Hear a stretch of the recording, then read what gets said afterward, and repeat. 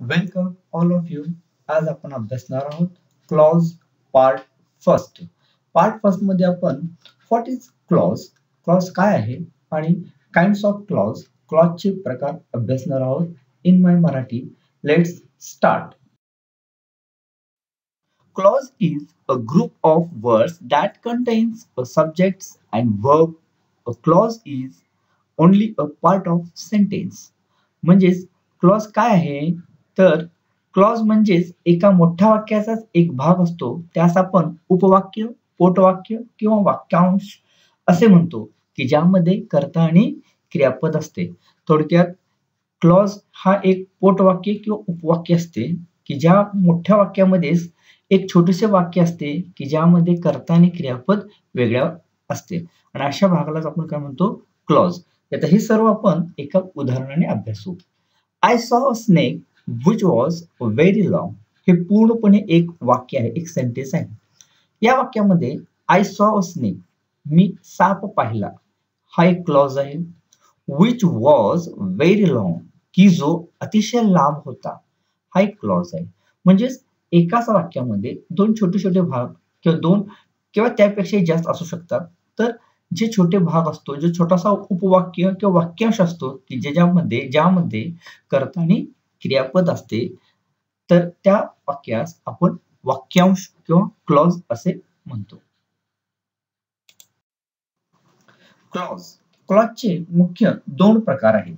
एक main clause किंवा त्याचा आपण प्रिन्सिपल क्लॉज म्हणजेच मुख्य किंवा प्रधान वाक्य, म्हणजे जे पूर्ण वाक्य असते त्या पूर्ण वाक्यातीलच एक भाग हा मुख्य वाक्य किंवा प्रधान वाक्य म्हणून असते.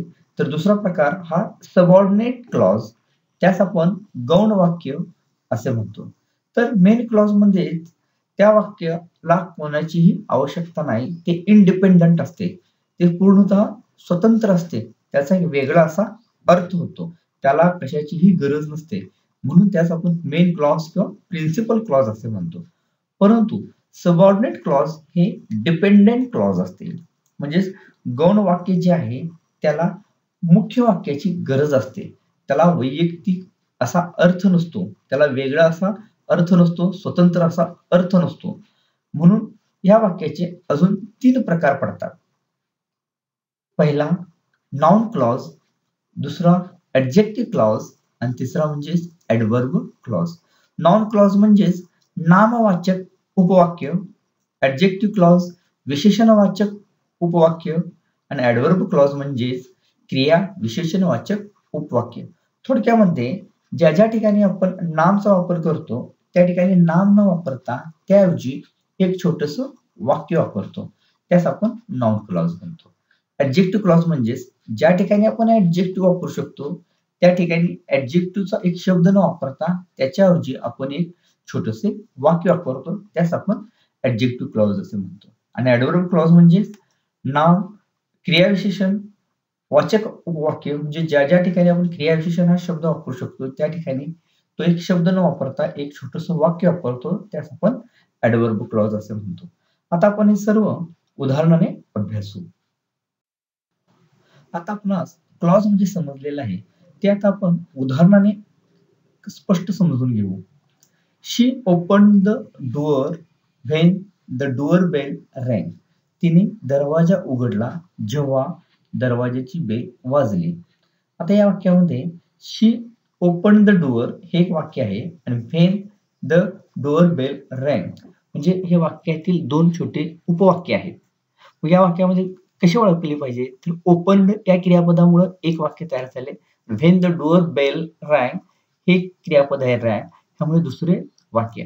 आता ह्या दोन्ही वाक्यातील हे दोन वेगवेगळी छोटी वाक्य, दोन हे उपवाक्य आहेत, पण ह्या दोन्ही वाक्यातील मेन क्लॉज कोणता आणि सबऑर्डिनेट क्लॉज कोणता हे ओळखण्यासाठी आपणास प्रथम शी ओपन द डोअर हे इंडिपेंडेंट क्लॉज आहे, म्हणजे याला कशाचीही गरज नाही, ते स्वतंत्र वाक्य आहे, त्याचा पूर्ण असा अर्थ होतो शी ओपन द डोअर, तिने दरवाजा उघडला, त्याला कशाचीही गरज नाही, तो त्याचा वैयक्तिक असा अर्थ तयार करतो, म्हणून हे मेन क्लॉज किंवा प्रिन्सिपल क्लॉज. परंतु व्हेन द डोअर बेल रँग, जेव्हा दरवाजाची बेल वाजली, हे डिपेंड आहे, कशावर डिपेंड आहे तर मेन क्लॉजवर डिपेंड आहे.